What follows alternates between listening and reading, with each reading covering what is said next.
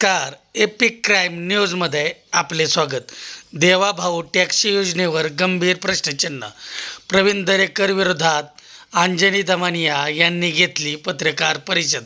सविस्तर बातमीसाठी चॅनलला सबस्क्राईब करा. असावी नसावी मला खरंच माहित नाही. मला असं वाटतं हे सगळे पेपर मी त्यांच्याकडे पाठवणार आहे, प्रवीण दरेकरांना पाठवणार आहे, कमिशनर पुण्यानं कमिशनर ऑफ कोऑपरेशनला पाठवणार आहे आणि याची चौकशीची मागणी करणार आहे. आणि ही अशी डब्बा संस्था जी 25 वर्ष काहीच करू शकली नाहीये, ज्यांच्याकडे पैसे नाही, बँकेत काही बॅलन्स नाही, सदस्य वाढवले नाहीत, काहीच केलं नाही. आणि एक दोन नाही, तब्बल 25 वर्ष ज्यांनी इलेक्शन घेतलं नाही, खोटे नाटे सह्या केल्या असतील, अशा संस्थेला पहिलं तर बंद करण्याचे आदेश देण्यात यावे अशीच माझी मागणी आहे. आणि हे पेपर्स मी मुख्यमंत्र्यांना नक्कीच पाठवेन. पण ही जी मी सगळे त्यांचे जे भरलेले पेपर होते, मला कुठेतरी असं वाटलं की हे योग्य नाही आहेत, या सह्या खऱ्या आहेत का खोट्या आहेत. म्हणून मी त्यांच्या वेगवेगळ्या वर्षांच्या सह्या ज्या होत्या त्याच 28 माणसांच्या, त्याच्यापैकी सगळ्या सह्या चेक केल्या. तर ही सही जी आपण बघाल 2001 मध्ये अशी सही होती, ती 2013 मध्ये अशी सही आहे. हे मी असे 4 सॅम्पल्स चेक करून याच्यात मांडले. म्हणजे 2001 मध्ये हा मराठीत सही करतो, 2013 मध्ये एकदम स्टायलिश इंग्लिश मध्ये सही करतो. वसंत साबळे म्हणून आहे, कोणी विलास घरात आहे. आता या व्यक्तींची मला काही घेणं देणं नाही, ही जी संस्था ते चालवतात त्याच्याबद्दल मी बोलते. देवराज साबळे म्हणून आहे. तर त्याची आधीची ही बघा, आधीची सही कशी आहे, नंतरची सही कशी आहे. म्हणजे या सगळ्या सह्या खऱ्या आहेत का, हा खूप महत्वाचा प्रश्न आहे. म्हणून मी तशा सगळ्या याद्या त्यांच्या सह्याच्या ज्या आता कोऑपरेशन कमिशनरकडे उपलब्ध आहेत, ज्या मी RTI खाली घेतल्या आहेत, या सगळ्या सह्या मी चेक करून बघितल्या. मला त्या योग्य वाटत नाही. म्हणून कमिशनर कोऑपरेशनला याच्यावर चौकशी लावण्याचे मी त्याची विनंती त्यांना करते. आता आपण इतर गोष्टी बघू. तर यांच्या ज्या याद्या आहेत ना, त्या वाटेल याद्या होत्या, त्याच्यापैकी 5 नावं त्यांनी त्यांच्या बोर्डमध्ये टाकले. आणि ही जी 5 नावं आहेत ती खरं भाग भांडवलाच्या याच्या यादीत पण येणं गरजेचं आहे ना. तर सभासद यादीत नाही, भाग भांडवलाच्या यादीत नाही, पण ती माणसं त्यांच्या सो कॉल्ड कमिटीमध्ये, संचालक मंडळात मात्र नक्कीच आहेत. ती यादी पण मी लावलेली आहे. त्यानंतर आपण येऊया इतर गोष्टींकडे. 2025 मी म्हटलं आता ठीक आहे, 2001 मध्ये संस्था चालू झाली, सुरुवातीच्या काळात त्यांच्याकडे प्रॉब्लेम असतील, थोडी संस्था स्थापन करायला वेळ लागत असेल. 1 नाही, 5 नाही, 10 नाही, मी थेट 2025-26 वर आले. 2025 ची मी तुम्हाला वाचून दाखवते. टोटल कंत्राटी कामं या संस्थेने किती घेतली असतील. अहवालात एकूण 10,800 रुपयाची कंत्राटी कामं यांची आहेत. त्या कंत्राटी कामात त्यांना 6,900 हा 23-24 मध्ये फायदा झाला. 24-25 मध्ये ही कंत्राटी कामं 14,600 होती, ज्याच्यात त्यांना कंत्राटी नफा 12,800 रुपयाचा झाला. त्यांना 2023-24 मध्ये निव्वळ नफा अफलातून 941 रुपये होता.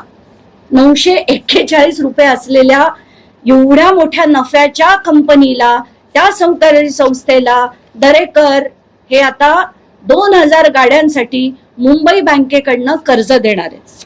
तर मी हे सगळे काढले आणि याच्यात आता आपण एक अतिशय महत्वाच्या कागदावर येऊया. बरं, ते तिथपर्यंत येण्याच्या आधी मी एक अख्खा टॅब्युलेटेड फॉर्म केलाय की 2018 पासून यांना टोटल यांच्याकडे किती काय काय होते. आता बँक बॅलन्स जर आपण बघितलं, मी पटपट वाचून दाखवते. कॅश त्यांच्याकडे 18 मध्ये 660, 19 मध्ये 825 रुपये, लाख बिग नाहीये. नंतर 2020 मध्ये 420, हे बरोबर आकडा आहे खरं तर.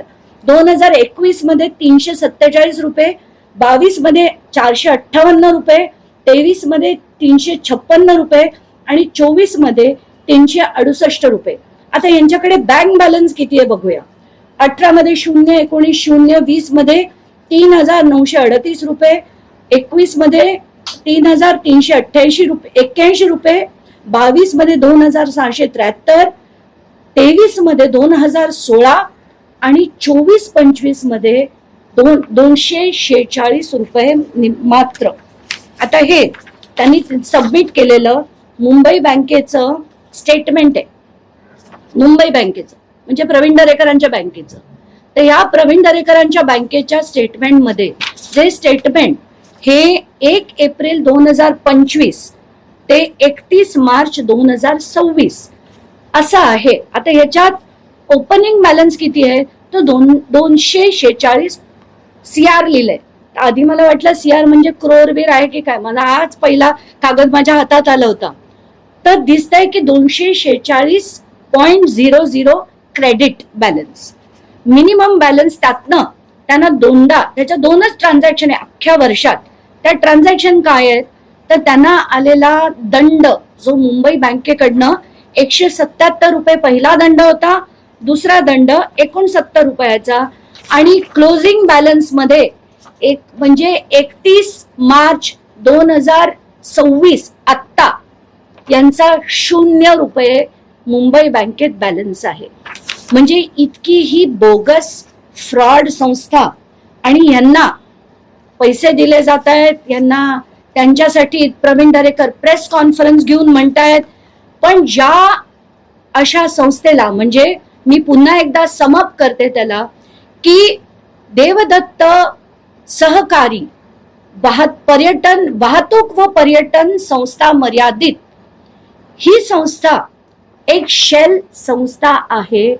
त्याच्याकडे ना व्यवहार आहेत, ना उत्पन्न आहे, ना बँकेत शिल्लक आहेत, पण कोट्यावधींच्या घोषणा मात्र त्यांच्या नावावर प्रवीण दरेकरांनी केल्या आहेत. आणि प्रवीण दरेकर ज्यांच्यावर आधी सुद्धा एक FIR चार्जशीट झालेलं आहे, त्यांच्यावर अनेक फ्रॉड, म्हणजे ते स्वतःला एक कामगार दाखवून, एक बोगस अशीच एक कामगार संस्था दाखवून ते मुंबई बँकेच्या पदावर आले आणि त्यानंतर सुद्धा हे धंदे बंद नाहीत.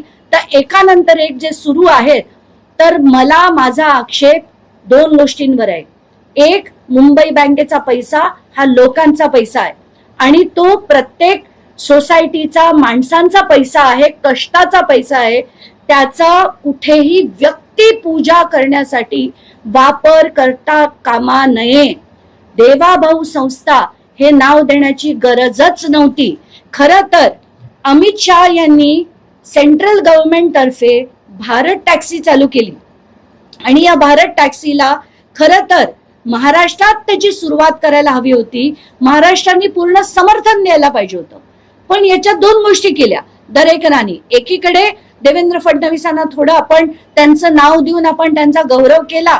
देवाभाऊ टॅक्सी जर नाव दिलं तर आपल्याला कुठेही अडवणूक होणार नाही, म्हणून हा त्याच्या मागचा पहिला राजकीय गेम. म्हणजे त्यांना त्यांचं नाव सुद्धा होईल आणि दुसरीकडे आपलं काम सुद्धा होईल. तर अशा या प्रवीण दरेकरांना माझं वॉर्निंग आहे की तुम्ही हे सगळं थांबवा. माझं कमिशनर कोऑपरेशनला विनंती आहे की तुम्ही याच्यात खास लक्ष घाला. ही बोगस संस्था आहे, वर्गात ती मोडतीये. याला कुठच्याही पद्धतीने पहिलं तर ही संस्था बंद करण्याचे तुम्ही आदेश द्या. याची तात्काळ चौकशी लावा. याच्या सह्या जर चुकीच्या केल्या असतील, फ्रॉड सह्या असतील तर त्याच्यावर चौकशी लावा. हे सगळं बंद करण्यात यावं. देवेंद्र फडणवीसांना विनंती आहे की असे हे जे सो कॉल्ड चुगलीखोर जे तुमच्या जवळ सगळे बसवून ठेवलेत, तर थोडं तरी तुम्ही शुद्धीवर या. महाराष्ट्राला अशी लोक नकोयत, लुटणारी लोक नकोयत. आणि तुमचं जे उगाचच व्यक्ती, आपण ज्याला काय म्हणतो, उदात्तीकरण जे केलं जातंय, ही व्यक्ती पूजा जे करण्याचं ठरवलंय, हे मात्र मोडून काढण्यासाठी, ज्याला मी इंग्लिशमध्ये सेल्फ ग्लोरिफिकेशन म्हणते, हे बिलकुल चालणार नाही. म्हणजे सहकार म्हणजे हा लोकांचा पैसा आहे. तुम्हाला नाव द्यायचं होतं ना, तर ते लोकांचं द्यायचं होतं. तुम्ही तर सरळ म्हणायचं होतं की सामान्यांची टॅक्सी आहे, महाराष्ट्राची टॅक्सी आहे. मानलं असतं आम्ही. ओला उबरला पर्याय हा दिलाच पाहिजे. ड्रायव्हर्सना ते लुटतात, त्याच्यात काहीच शंका नाही. पण त्याच्यात तुमचं नाव येणं हे मला मान्य नाही, महाराष्ट्राच्या लोकांना मान्य नाही. कोणाचं व्यक्तिपूजन हे खपवून घेणार नाही. धन्यवाद.